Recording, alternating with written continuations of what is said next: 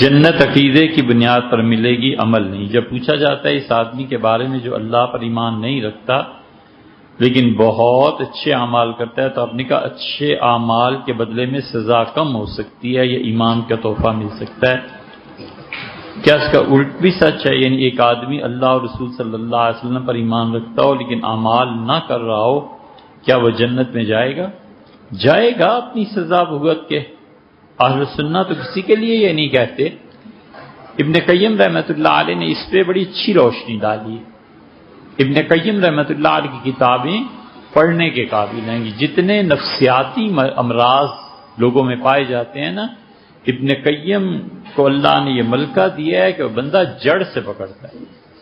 اپنے شیخ ابن تیمیہ رحمۃ اللہ علیہ کی ادب اور خدمت کے صلے میں اللہ نے جن علوم سے انہیں نوازا تھا وہ اور لوگوں کو کہاں نصیب تھے۔ ابن قیم پکا صوفی رحمہ اللہ۔ ابن قیم نے اس موضوع پہ لکھا ہے۔ ابن قیم کہتے ہیں کہ ایک گھر ہے جو بالکل ناپاک ہے اور اللہ تعالی نے بنائے ہی اسے ناپاک لوگوں اور ناپاکیوں کے لیے، اور ایک گھر ہے جو بالکل پاک ہے، خوشبو سے بھرا ہوا ہے، حسن سے بھرا ہوا ہے، عشق اور محبت ہے اس میں، اور تیسرا گھر ایسا ہے جہاں پہ دونوں چیزیں مکس اپ۔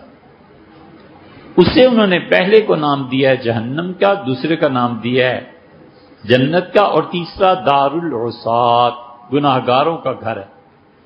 وہ کہتے ہیں جنت بھی ہمیشہ رہے گی، جہنم بھی ہمیشہ رہے گا، اور یہ تیسرا گھر ہے نا دار العصات، گناہگاروں کا گھر، یہ گھر بھی جہنم میں ہے، لیکن جس دن آخری گناہگار کو اللہ تعالی نجات دیں گے اس دن یہ گھر ختم ہو جائے گا۔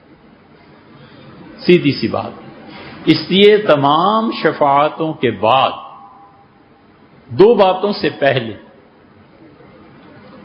ایک تو اللہ تعالی موت کو ذبح کرا دیں گے کہ اب موت کسی پہ نہیں آئے گی، اور دوسری اعلان کر دیا جائے گا کہ لوگوں اس کے بعد اب ہر جگہ تم سب لوگوں کے لیے مستقل ہے، اب یہ تبدیل نہیں کی جائے گی۔ اس لیے ابن عربی کا خیال یہ ہے رحمہ اللہ کہ موت کا جو دمبے کی صورت میں لائی جائے گی نا، یہ جتنی روحانی چیزیں ہیں یہ سب کی سب ایک شکل میں لائی جاتی ہیں۔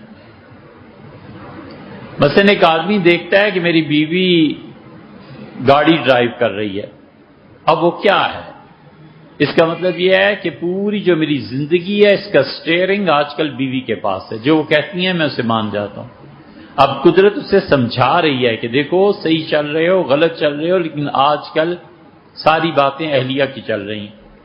اسی طرح ایک آدمی پانی دیکھتا ہے، اب پانی کیا چیز ہے؟ پانی مال ہے جو وہ دیکھتا ہے کہ اسے پانی سمندر مل گیا، دریا مل گیا، تو یہ ایک خاص لینگویج ہے روحانیت کی جسے وہ لوگ جانتے ہیں جن کو خوابوں کی تعبیر کا ملکہ اللہ خود عنایت فرماتا ہے۔ یہ چیز کسی کتاب کے پڑھنے سے حاصل نہیں ہوتی۔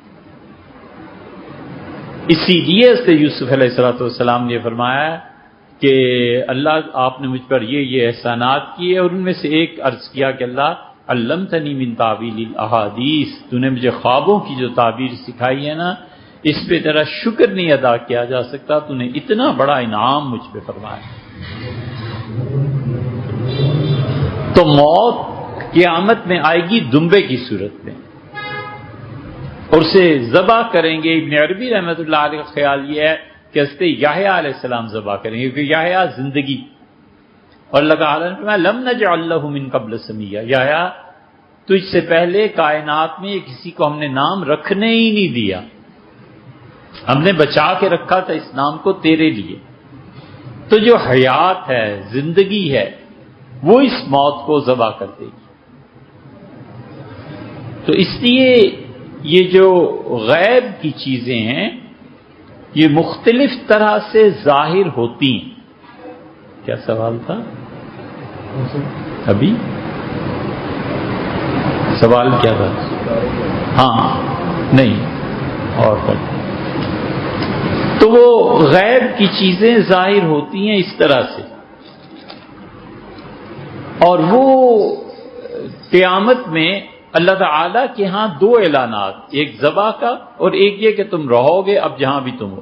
ابن عربی رحمۃ اللہ علیہ وغیرہ کا خیال یہ ہے کہ جو جہنم والے جہنم میں رہیں گے وہ جس طرح گندگی میں کیڑے عادی ہو جاتے ہیں رہنے کے، اس طرح وہ جہنم کی زندگی گزاریں گے۔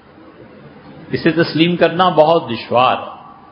ابن عربی رحمۃ اللہ علیہ سے دماغ کہاں پیدا ہوتا ہے، لیکن تسلیم کرنا اس لیے دشوار ہے کہ اللہ نے فرمایا نا بدلناہم جلودن، اور ہم ان کی کھالیں تبدیل کریں گے، کیونکہ جو نئی کھال آتی ہے وہ زیادہ حساس سینسٹیو ہوتی ہے، اس میں سوئی جلدی جو چبھتی ہے تو زیادہ تکلیف دیتی ہے، تو اللہ تعالیٰ کی اس فرمانے کا کیا؟ خیر یہ تو ایک لمبی بحث ہے، لیکن یہ کہ جو لوگ ایمان لائے، عمل صالح انہوں نے ساری زندگی نہیں بھی کیے تو بھی ایک دن وہ جنت میں جائیں گے، لیکن یہ نہیں ہے کہ ہم اعمال کی اہمیت کو کم کریں۔